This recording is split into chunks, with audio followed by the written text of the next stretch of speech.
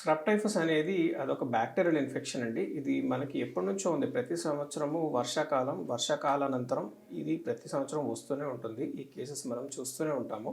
ఇది కొత్తది కాదు. ఇది పోయిన సంవత్సరం ఉంది, ఈ సంవత్సరం ఉంది, వచ్చే సంవత్సరం కూడా దాని తర్వాత కూడా ఉంటుంది. కాకపోతే ఈసారి కేసెస్ కొంచెం ఎక్కువొచ్చాయి. సో, ఇది మహమ్మారిగా మారక ముందే మనం ట్రీట్మెంట్ అనేది ఎర్లీగా స్టార్ట్ చేసుకుంటే దీన్ని ఈజీగా ప్రివెంట్ చేయగలిగే డిసీజ్ ఇది. సో, దీనికి చాలా సింపుల్ యాంటీబయాటిక్ ఉంటుంది. Tetracycline group of antibiotic doxycycline అంటాము. అదొక 7-14 డేస్ కోర్స్ సివియారిటీని బట్టి ఇస్తాము. అది ఎర్లీగా ఎవరైతే ఫస్ట్ 3 డేస్ ఆఫ్ ఇన్ఫెక్షన్‌లో మనం పసిగట్టి స్టార్ట్ చేస్తామో వాళ్ళు చక్కగా రికవర్ అయ్యే ఛాన్సెస్ ఎక్కువ.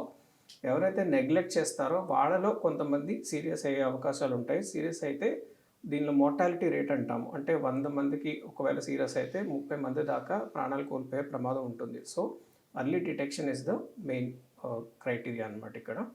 సో, ఇది ఒక బ్యాక్టీరియల్ ఇన్ఫెక్షన్. ఇది ఒక బగ్ అంటే ఒక టిక్ అంటాం కదా! మనం రికెట్సియల్ ఇన్ఫెక్షన్ టైప్‌లోకి వస్తుంది ఇది.